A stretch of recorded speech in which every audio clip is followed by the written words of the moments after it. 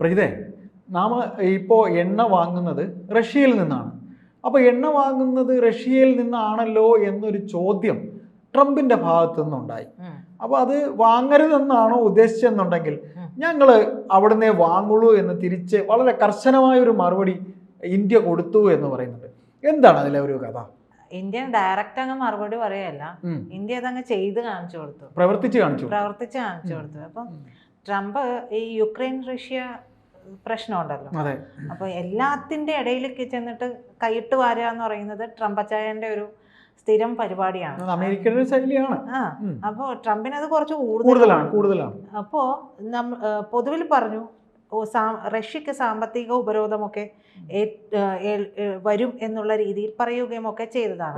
ഇനി അങ്ങോട്ട് വന്നേക്കാവുന്നൊക്കെ. അതെ, സാമ്പത്തിക ഉപരോധം വരും, ഞങ്ങൾ ഉപരോധം ഏർപ്പെടുത്തും, സാമ്പത്തിക ഉപരോധമല്ല ഉപരോധം ഏർപ്പെടുത്തും, അത് നിങ്ങൾക്ക് വിനയാകും, അത് വേണ്ടാന്നുണ്ടെങ്കിൽ നിങ്ങൾ ഈ റഷ്യ യുക്രൈൻ വിഷയം അവസാനിപ്പിക്കണം എന്നുള്ള രീതിയിലാണ്. അതായത് എപ്പോഴും ഒരു മേൽക്കോയ്മയിലാണ് അമേരിക്കയുടെ അതെ, ആ ഒരു മേൽക്കോയ്മയിലാണ്. അത് റഷ്യയെ പോലൊരു നാട്ടിന് അവര് അംഗീകരിക്കുമെന്നൊന്നും നമുക്ക് പറയാൻ പറ്റില്ല, നമുക്ക് തന്നെ അത് അംഗീകരിക്കാൻ പറ്റില്ല. നമ്മുടെ കാര്യത്തിൽ പോലും പെഹൽഗാം അറ്റാക്കുമായി ബന്ധപ്പെട്ടുണ്ടായുള്ള വിഷയത്തിൽ പോലും നമ്മുടെ നേരെ വന്നപ്പോൾ നമ്മൾ പറഞ്ഞു, അച്ചായ സൗഹൃദമൊക്കെ ശരിയാണ്, പക്ഷെ അവിടെ നിന്നാ മതി, അതെ അതെ, ഇങ്ങോട്ട് കയറി മുറത്തി കയറി കൊത്തണ്ട എന്ന് പറഞ്ഞതാണ്. അപ്പൊ ഈ പറയുന്നതിൽ വലിയ ന്യായമൊന്നുമില്ല. നമ്മളെല്ലാത്തിനെയും കയറിയിട്ട് അങ്ങ് ഉപരോധം വെക്കും, അതുകൊണ്ട് അവരങ്ങ് ഇല്ലാതെയായി പോകും, അതായത് ഓരോ രാജ്യങ്ങളും ഇല്ലാതെയായി പോകും എന്നുള്ള വിരട്ടൽ എന്ന് പറയുന്നത് അത് ഇന്ത്യയുടെ അടുത്ത് ഏക്കില്ല. കാരണം ഇന്ത്യ റഷ്യയിൽ നിന്നുള്ള എണ്ണ ഇറക്കുമതി വർദ്ധിപ്പിച്ചിട്ടുണ്ട്, അത് ഏറ്റവും കൂടുതലാണ്. റഷ്യയിൽ നിന്ന് ഏറ്റവും കൂടുതൽ എണ്ണ വാങ്ങുന്ന രണ്ടാമത്തെ രാജ്യമാണ് ഇന്ത്യ എന്ന് പറയുന്നത്. റഷ്യയുമായിട്ടുള്ള സൗഹൃദം എന്ന് പറയുന്നത് എത്രയോ നാളുകൾക്ക് മുമ്പ് തുടങ്ങിയതാണ്.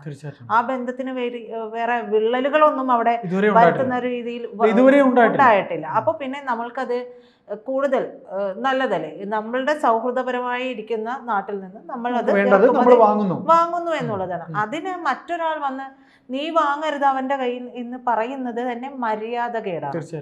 ആ മര്യാദകേടാണ് അമേരിക്ക ചെയ്തത്. ഈ കാര്യം ഇത്രയൊക്കെ കണ്ണുരുട്ടുമ്പോൾ, ട്രംപ് റഷ്യയെയും ഇന്ത്യയെയും നോക്കി കണ്ണുരുട്ടുമ്പോൾ നമ്മൾ എന്ത് ചെയ്തു? റഷ്യയിൽ നിന്ന് എണ്ണ കൂടുതൽ വാങ്ങുകയും ചെയ്തു, അമേരിക്കയിൽ നിന്ന് കുറയ്ക്കുകയും ചെയ്തു. അങ്ങനെയല്ലേ പണി വെക്കുന്നെന്ന് പറയുമ്പോൾ നൈസായിട്ട് പണിയണം എന്ന് പറയുന്നത് ഇങ്ങനെയാണ്. അപ്പോൾ മെയിലെ കണക്ക് പ്രകാരം ഇന്ത്യ ഏറ്റവും കൂടുതൽ എണ്ണ ഇറക്കുമതി ചെയ്തിരിക്കുന്നത് ഈ പറയുന്ന റഷ്യയിൽ നിന്നാണ്. അത് എണ്ണ ഇറക്കുമതിയിലൊരു വൈവിധ്യവൽക്കരണം വരുത്തുന്നതിൻ്റെ കൂടി ഭാഗമായിട്ടാണ്. നമ്മൾ നേരത്തെ തന്നെ പറഞ്ഞിരുന്നു, യുക്രൈൻ റഷ്യ സൈനിക നടപടി, അവർ യുദ്ധം എന്ന് പറഞ്ഞിട്ടില്ല എന്നാണ് ഞാൻ ഇതുവരെ മനസ്സിലാക്കുന്നത്. അപ്പോൾ സൈനിക നടപടിയുമായി ബന്ധപ്പെട്ടിട്ട് സമവായത്തിൻ്റെ പാത സ്വീകരിക്കണം, വെടിനിർത്തൽ കരാറിൽ ഒപ്പുവെക്കണം, ഇല്ലെങ്കിൽ ഉപരോധം എന്നൊക്കെയായിരുന്നു ആ ഭീഷണി. ട്രംപ് നേരിട്ട് റഷ്യയോട് തന്നെ പറഞ്ഞതാണ്. അപ്പം സെലൻസ്കിയോടും കണ്ണുരുട്ടി. സെലൻസ്കി ഒന്നും മിണ്ടിയില്ല. അപ്പൊ പിന്നെ റഷ്യ അതനുസരിച്ച് റാൻ മൂളും എന്നൊന്നും നമുക്ക് പറയാൻ പറ്റില്ല. സെലൻസ്കിയെ അപമാനിച്ച് വിടുകയും ചെയ്ത വ്യക്തി കൂടിയാണ് ഈ ട്രംപ് എന്ന് പറയുന്നത്. അപമാനിക്കുകയാണ്. അങ്ങനെയൊന്നും ഒരിക്കലും ചെയ്യാതെ പറയാം. രാഷ്ട്രീയ മര്യാദ അല്ലെങ്കിൽ ലോകരാജ്യങ്ങൾക്കിടയിൽ നിൽക്കുമ്പോൾ താൻ വമ്പനാണ് എന്ന് പറയുമ്പോൾ ഈ വമ്പത്തരം എന്ന് പറയുന്നത് എപ്പോഴും നമ്മുടെ മനസ്സിൽ വരുന്ന എങ്ങനെയാണ്? പെരുമാറ്റത്തിൽ നിന്നാണ്. അവനെ റെസ്പെക്ട് ചെയ്യണമെന്ന് നമുക്ക് പെരുമാറ്റത്തിൽ നിന്ന് തോന്നേണ്ടതാണ്. ആ ഒരു സംഭവം ഡമ്പടിച്ചിട്ടോ വിറപ്പിച്ചിട്ടോ ഒന്നും ആരുടെയും കാൽച്ചോട്ടി കിടക്കില്ല. ഇന്ന് ലോകരാജ്യങ്ങൾ മത്സരിക്കുന്നത് സ്വയം പര്യാപ്തമായി നിൽക്കാൻ തന്നെയാണല്ലോ. അപ്പൊ അതിലേക്കാണ് ഇന്ത്യ വന്നുകൊണ്ടിരിക്കുന്നത്. ആ ഇന്ത്യയുടെ അടുത്ത് വന്നിട്ട് വിരട്ടം എന്ന് പറഞ്ഞു കഴിഞ്ഞാൽ ഓടമുല്ല എന്ന് തന്നെ പറയുന്ന നിലപാടാണ് സത്യത്തിൽ ഈ സ്വീകരിച്ചത്.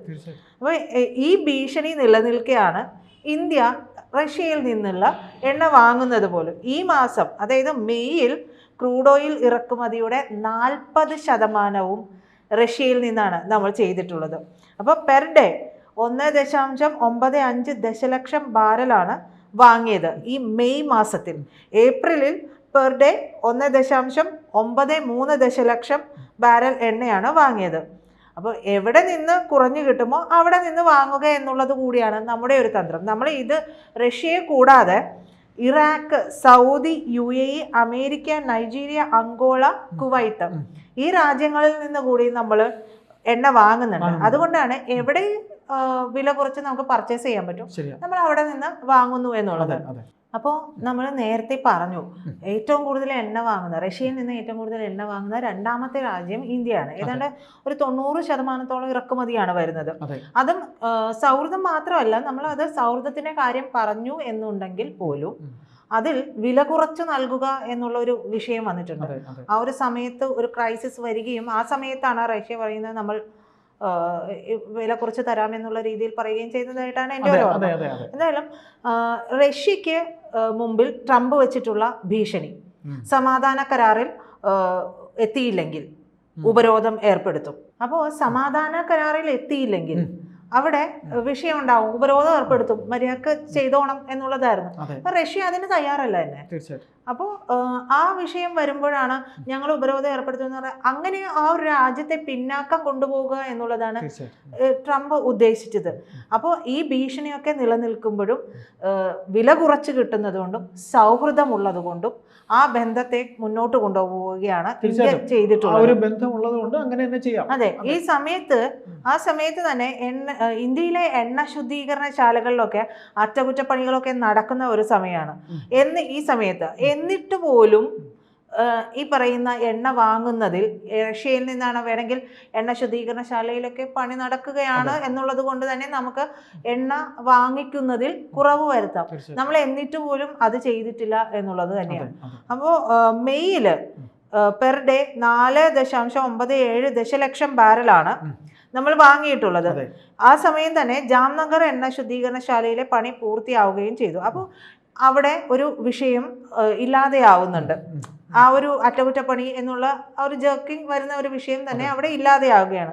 അപ്പൊ കൂടുതൽ ക്രൂഡ് വാങ്ങാൻ നമുക്ക് സാധിക്കുകയും ക്രൂഡ് ഓയിൽ വാങ്ങാനായിട്ട് സാധിക്കുകയും ചെയ്യും. പിന്നെ എണ്ണ ഇറക്കുമതി ചെയ്യുന്ന രണ്ടാമത്തെ രാജ്യം എന്ന് പറയുന്നത് നമ്മൾ ഇറാഖിൽ നിന്നാണ്. ഇറാഖിൽ നിന്ന് മെയ്യില് പെർ ഡേ 10.9 ലക്ഷം ബാരലാണ്. അത് ഏപ്രിൽ വരുമ്പോൾ 8.35 ലക്ഷം ബാരലാണ്. അപ്പോഴും കൂടിയിട്ടുണ്ട് അവിടെ. സൗദിയിൽ നിന്നാണെങ്കിൽ മെയ്യിൽ 5.68 ലക്ഷം ബാരലും ഏപ്രില് 5.39 ലക്ഷം ബാരലുമാണ് വാങ്ങിയിട്ടുള്ളത്.